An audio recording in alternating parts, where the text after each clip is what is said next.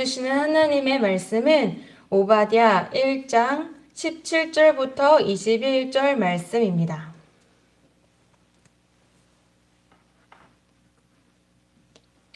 구약성경 1286쪽입니다.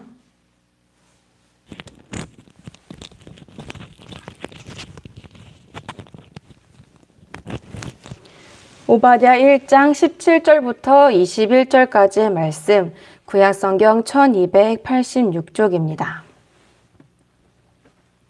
주신 말씀을 다 같이 교독하시고 마지막 절은 함께 읽겠습니다. 오직 시온산에서 피할 자가 있으리니 그 산이 거룩할 것이요 야곱 족속은 자기 기업을 누릴 것이며 야곱 족속은 불이 될 것이며 요셉 족속은 불꽃이 될 것이요 에서 족속은 지푸라기가 될 것이다. 그들이 그들 위에 서서 그들을 불살할 것인지 에서 족속에 남는 자가 없으니 여호와께서 말씀하셨습니다.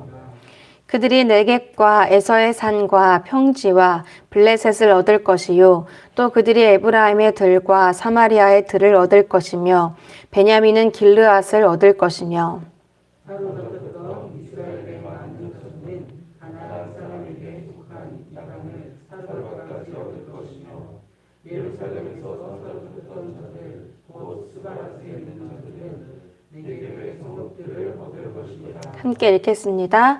구원받은 자들이 시온산에 올라가서 에서의 산을 심판하리니 나라가 여호와께 속하리라. 아멘. 오바댜는요, 에돔이라는 족속을 향한 하나님의 심판이 담긴 책입니다.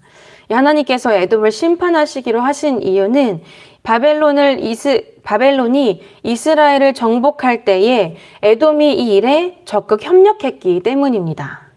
14절은 그때의 에돔의 행위를 이렇게 적나라하게 밝힙니다. 세번역 성경으로 읽어보면 이러합니다. 도망가는 이들을 죽이려고 갈라지는 길목을 지키고 있지 않았어야 했다. 그가 고난받던 그날 너는 살아남은 사람들을 원수의 손에 넘겨주지 않았어야 했다. 바벨론이 이스라엘을 정복할 때 얼마나 무자비하게 했겠어요. 그런데 그때 에돔이 이 이스라엘 사람들이 도망하지 못하도록 길목을 막아서서는 이 도망하는 자들을 다 죽이고 또 남은 이들을 바벨론에 다 넘겨줬다라는 겁니다.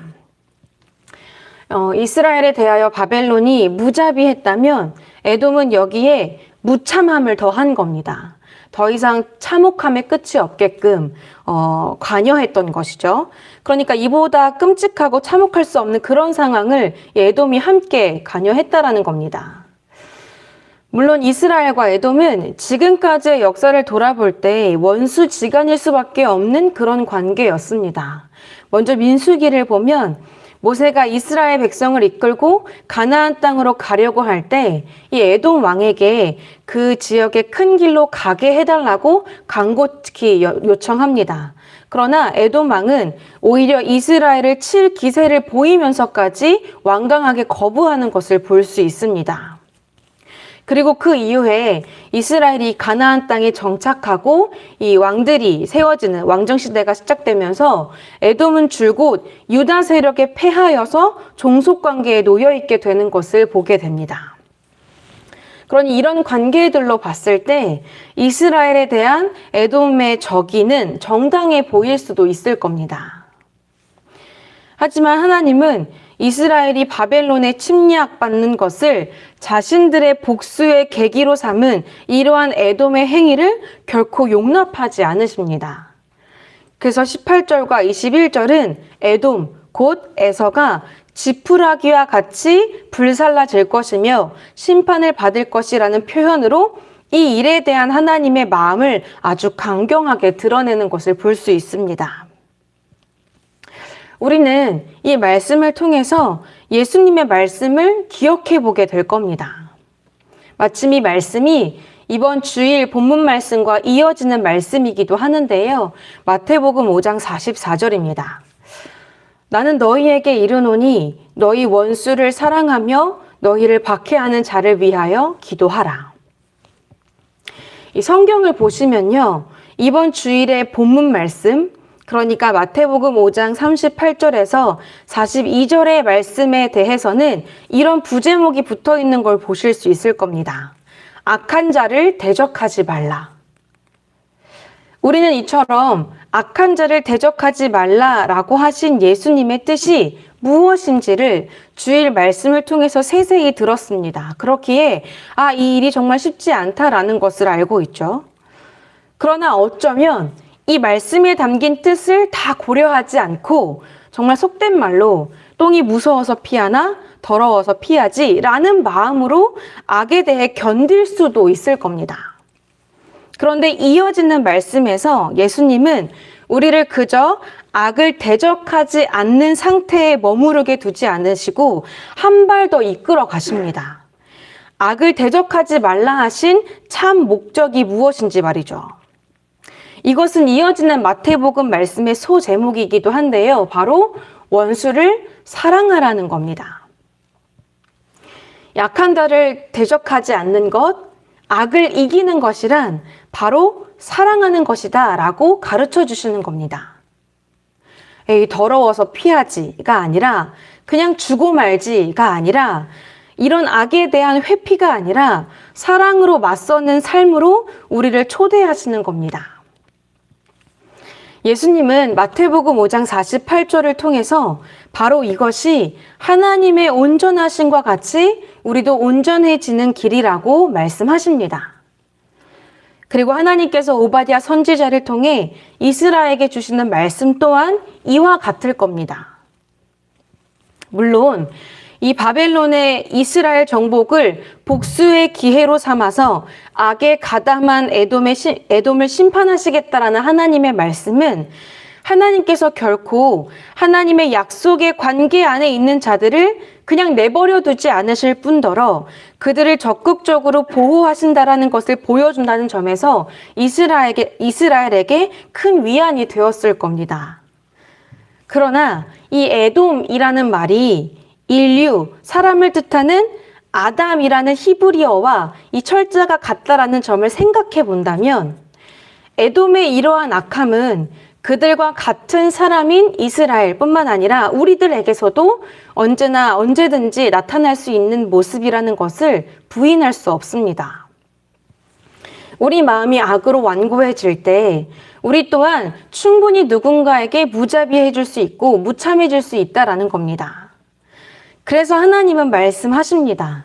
이 악을 피하는 법, 참으로 악을 대적하는 법은 오직 우리가 시온산에 피하는 것뿐이라고, 여호와께 속하는 것뿐이라고 말입니다.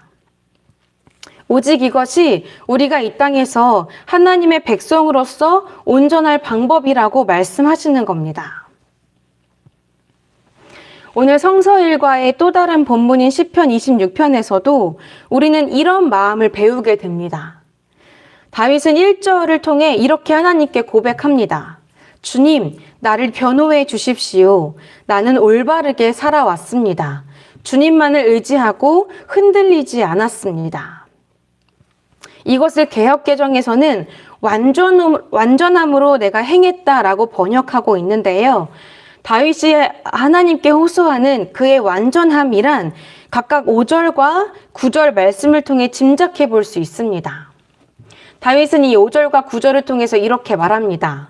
저는 악한 자와 같이 앉지 않았습니다. 내 영혼을 죄인과 함께, 내 생명을 살인자와 함께 거두지 마소서.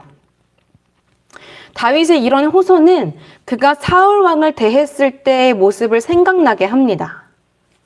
다윗은 무려 2번이나 다윗을 무척이나 괴롭게 하며 정말 죽이려고 달려들었던 사울 왕을 2번이나 죽일 수 있었던 순간에도 죽이지 않았었죠. 사울 왕뿐 아니라 다윗은 계속해서 그의 길에서 만나는 자들 가운데 그를 악으로 대적하는 자들에게 악으로 갚지 않으며 설령 생명을 위협하는 살인자와 같은 자일지라도 살인으로 대응하지 않았다라고 고백합니다. 다만 시편 26편의 1절의 고백처럼 다윗은 주님만을 의지하고 흔들리지 않기에 힘을 썼다라고 고백합니다. 이처럼 비록 에돔은 복수심으로 악으로 그 마음을 완고하게 했지만 하나님은 오바댜 선지자를 통해 또 다윗의 고백을 통해 또 예수님의 말씀을 통해 우리에게 가르쳐 주십니다. 우리가 완고하게 삼아야 할 마음은 오직 주님을 의지하는 것, 하나님의 사랑을 고집하는 것뿐이라고 말입니다.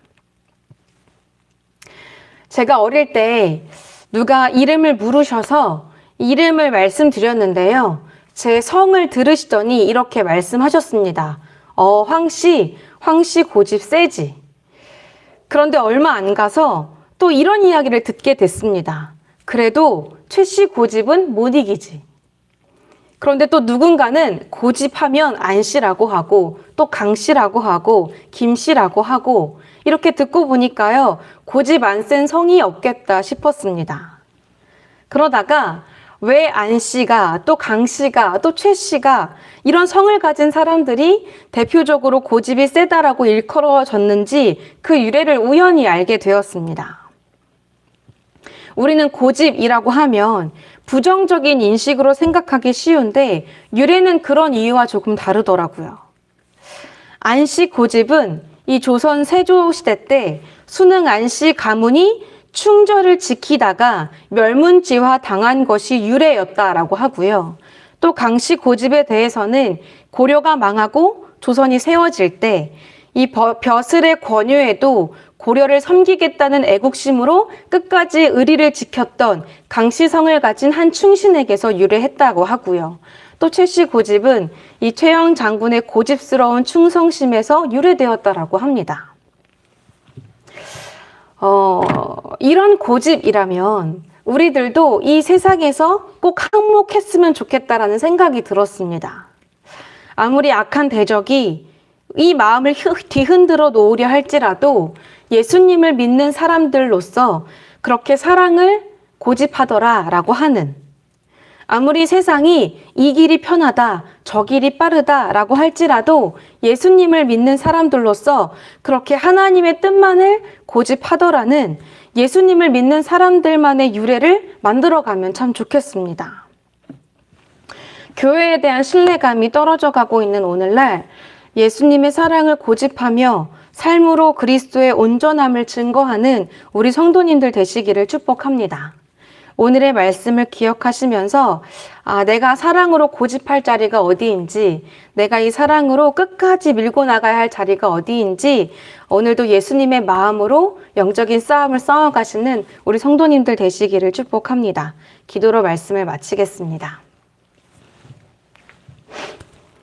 하나님, 우리는 연약하여 상처받고 또 무너지기도 쉽지만 악에 물들어 완고해지기도 참 쉽습니다.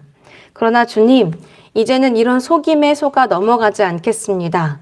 우리 마음의 소유가 악에 있지 않고 예수 그리스도께 있음을 믿기 때문입니다. 그러므로 주님, 지금까지는 우리의 행실로 인해 교회가 또 그리스도인이 사람들에게 오히려 신뢰받지 못하는 이름이 되어버렸지만 그리스도의 사랑을 고집하는 삶으로 다시금 주님의 이름을 이 땅에 회복하는 우리가 되겠습니다.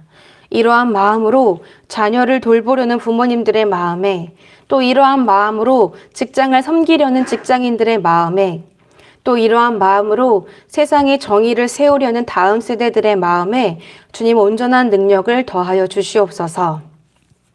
환우들을 위해서 기도합니다. 주님, 병상에서의 오랜 시간이 그들의 마음을 지치지 않도록 붙들어 주시옵소서. 우리의 육신은 쇠하여 갈지라도 하나님을 향한 마음, 생명은 끝까지 굳건하게 지켜주시옵소서. 또 이 과정에 함께하며 환우를 돌보는 가정 위에도 함께해 주셔서 더욱 생명을 주관하시는 하나님을 향한 굳건한 믿음과 겸손한 마음을 갖게 도와주시옵소서. 수험생을 위해서 기도합니다. 당장 마주하게 될 수능이라는 시험뿐 아니라 직접 사회를 마주하며 겪게 될 모든 어려움도 하나님을 마음껏 의지할 수 있는 이 시기를 통해서 능히 극복할 수 있는 마음의 훈련이 이뤄질 수 있기를 소망합니다. 주님께 기댈 때에 상황을 극복하게 하시는 하나님의 평안과 기쁨이 얼마나 크고 넓은지 경험할 수 있게 하옵소서. 오늘은 수요 예배가 있습니다. 돌아서면 쉬이 말씀을 읽는 우리들이지만 다시금 예배를 통해 말씀 위에 삶을 세우는 결단이 있게 도와주시옵소서. 예수 그리스도의 이름으로 기도합니다. 아멘. 하늘에 계신 우리 아버지여, 이름이 거룩히 여김을 받으시오며 나라가 임하시오며 뜻이 하늘에서 이루어진 것 같이 땅에서도 이루어지이다. 오늘 우리에게 일용할 양식을 주시옵고 우리가 우리에게 죄 지은 자를 사하여 준 것 같이 우리 죄를 사하여 주시옵고 우리를 시험에 들게 하지 마시옵고 다만 악에서 구하시옵소서. 나라와 권세와 영광이 아버지께 영원히 있사옵나이다. 아멘.